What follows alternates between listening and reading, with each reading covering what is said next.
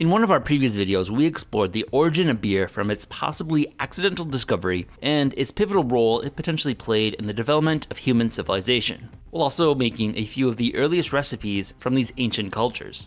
Today we explore some of the later developments with beer as we progress now into the early medieval era, a period of time that also coincides with the Viking era.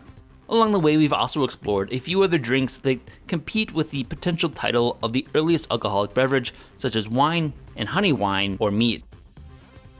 The biggest change from early historical beers to modern beers is the addition of hops, a bittering and antibacterial agent. But in between these non-hopped and hopped beers was an era when beer used an alternative for bittering and flavoring called Groot. I am Groot. Groot was a collection of herbs used in Northern Europe for this purpose and could be a variety of a few assortments of herbs that were available. Eventually, hops grew to replace Groot sometime around the 13th century, chiefly as a way to avoid taxation that feudal lords were placing on Groot, but also because hops contain antibacterial properties. In today's video, we're exploring two unique aspects of an early medieval beer, a Groot beer that is mixed with mead, making a drink called a braggart. The idea of mixing beer and mead dates back to at least 1800 BCE, with a reference to it in a Sumerian hymn to Ninkasi. A mixed drink like this would be prime for another culture of the early medieval period, the Vikings. For Vikings, ales and beers were very commonplace, but mead was held at a special place in their culture and religion. And a mixed drink like this forms a nice bridge between them. To help brew this, I paired up with a knowledgeable brewmaster from a local Viking reenactment group. The main ingredient for this will be similar to past drinks: barley grown and harvested, and left to begin germinating in a process called malting. And honey, which we explored in our previous mead episode, with our own custom medieval beekeeping masks. Then the new ingredients will be the herbs for the Groot: horehound, mugwort, yarrow, and common ivy. The drink we're brewing today is an interesting combination of beer and mead. If you want to try other unique drink combinations, you may be interested in today's sponsor, Shaker and Spoon. I've never personally gotten into mixing my own cocktail drinks. It's a lot of work to find recipes and then track down all the unique bitters, and then I have to have a bunch of them on hand whenever you want to make something. It gets a little complicated, but Shaker and Spoon sent me a few boxes to try out. They make the experience really simple and easy for an inexperienced mixologist like myself. Shaker and Spoon is a subscription service where each month you get a new box that contains all the ingredients you need to make 3 original recipes paired with whatever liquor that month is for. You'll get syrups, bitters, aromatics, garnishes, and more, enough for 12 total cocktails from each box. That's 4 drinks for each recipe. Saves you all the pain of trying to figure out a new recipe and then track down all the different ingredients. It's a fun little box to expand your palate and try out a few new drinks. So click the link below and use the code EVERYTHING at checkout. Or go to shakerandspoon.com/everything for $20 off your first box and have it delivered right to your door. That's shakerandspoon.com/everything, or just click the link below and use the code EVERYTHING for $20 off your first box.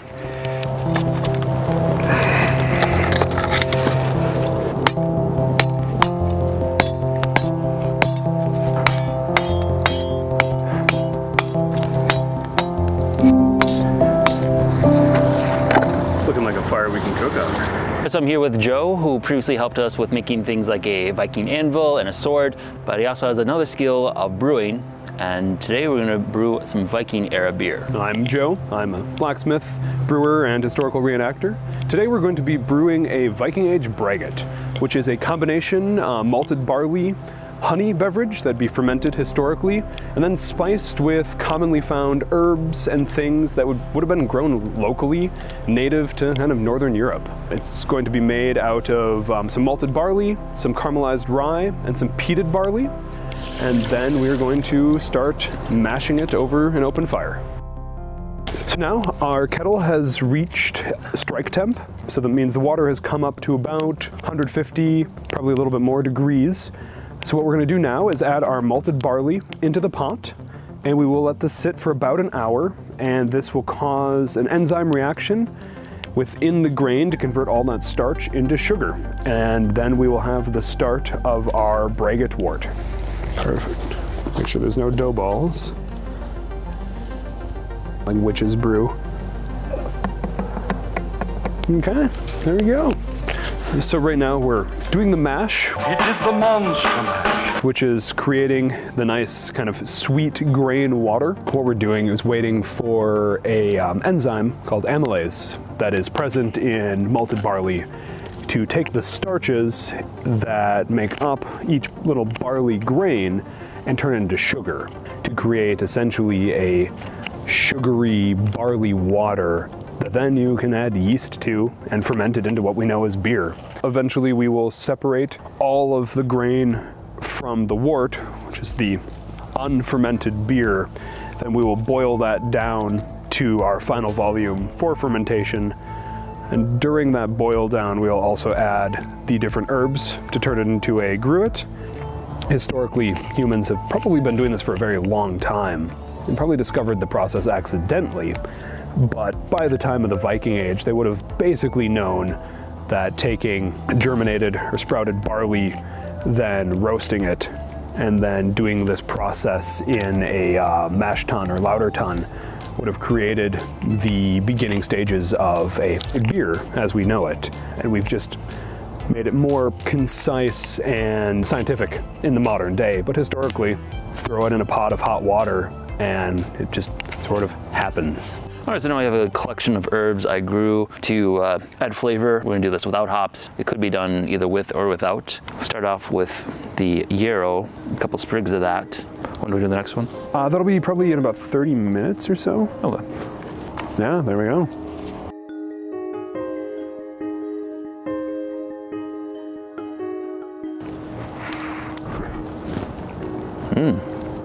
Wow, very sweet. I think this turned out pretty good. We've already reduced it down by about an inch. All right, now time for the mugwort. And a couple of those leaves or sprigs. I think that's enough. Yeah, that looks perfect.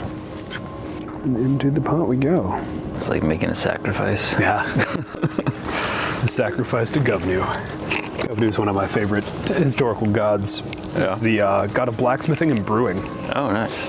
So it's your guy. Yep, it is indeed my guy. Now we're in boil over territory. Oh, the beer. That is the downside of not being able to control the heat super well. Yeah. Okay. I spilled this all over myself. Got my spoon.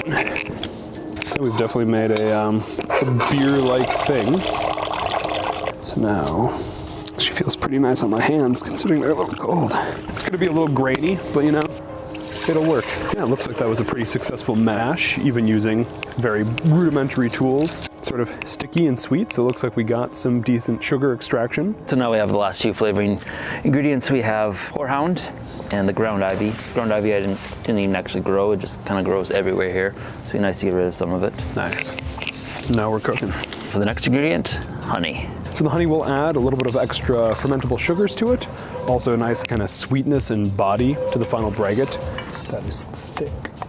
So we did the last step of transferring our wort into, this is not the last step.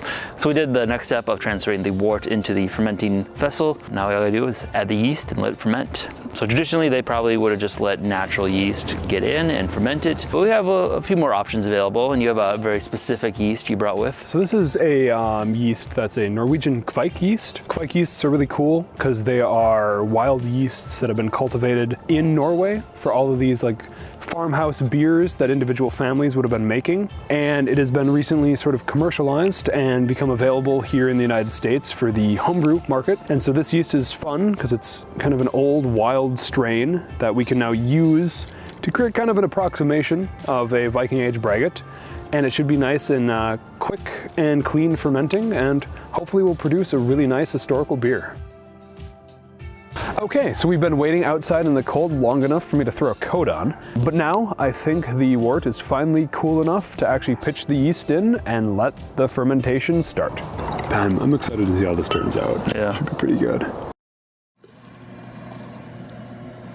All right, so it's been a couple weeks. It's a little bit colder out. And I'm back here with Joe, and he brought a few other people from his group. We got Ashley and Josh, and we're gonna try some of this beer. So we're the North Star Vikings, and we're a Viking Age reenactment group based out of the Twin Cities here in Minnesota. We focus more on the daily life aspect of the Viking Age, making our own garb, making our own weapons, doing Viking Age cooking, Viking Age beer, that kind of thing. You know, make all of our own stuff and pretend to be Vikings to the best extent that we can.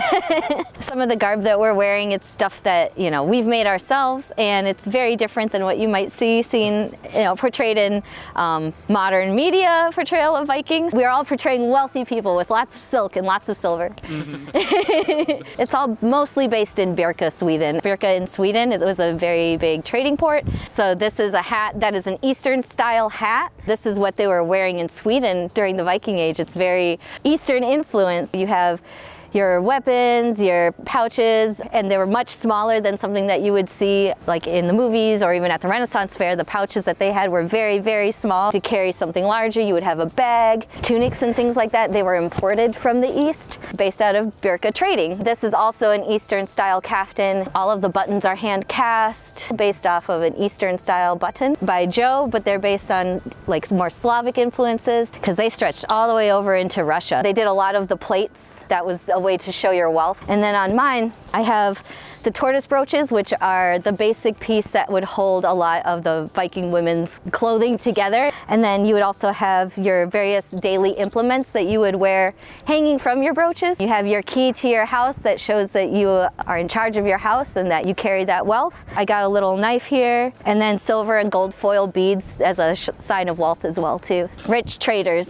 So this beer has been fermenting for about 2 weeks. Mash was extremely successful. We ended up creating what we think is a pretty high gravity beer. This could be anywhere from really low alcohol to up to probably like 14%. I'm guessing probably it'll be about 10% alcohol. Wow. We're not gonna have any carbonation in it, so it's gonna be relatively flat. When Vikings did it, would they have tried to chill it at all? Is it just always room temperature? Probably would have been room temperature. If it was colder out, they definitely would have probably stored it outside. Also, beers historically were generally drank pretty quickly. They weren't aged for a long time. They didn't have a lot of good sealing vessels that they could have held it in. Fermenting is a little bit different than how you normally do with modern equipment. Do you think that's gonna cause any interesting flavor? There's a little bit more of an avenue for spoilage with this type of fermentation. So it could be a little sour, but which would have been perfectly normal for historical beers. As modern beer drinkers, we're not as used to that because we have modern sanitation and like glass and stainless vessels, but historically, almost everything they would have fermented would have had some bit of sourness to it, just through the nature of them not understanding germ theory, and lactobacillus loves to live in wood and other things that they would have been storing their alcohol in. But drank fresh, it would have been less sour, and the sour character will definitely expand over time. So I'm guessing it's going to be reasonably alcoholic with still a little bit of residual sweetness, and we'll get that nice kind of herbaceousness from all of the gruit herbs. So I'm excited to try it. Should we try it? Yes. Let's do it. I'm so excited. It smells so good. Yeah, right that down. is a beautiful color. Right down the hatch. And it's like cloudy kind of. I think that a lot of that color is the peated barley. Yeah, definitely not clarified at all. Definitely smells like it fermented. Skål.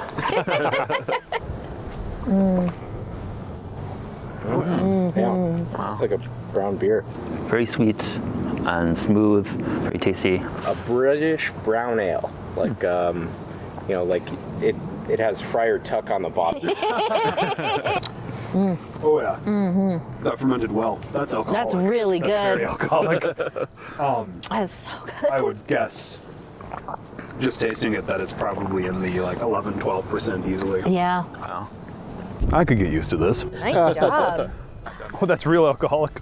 It's so good. Also, there's some of that smokiness I think that we pulled from the fire. Like it's peaty. It's like Yeah, it's got a little bit of that peat character.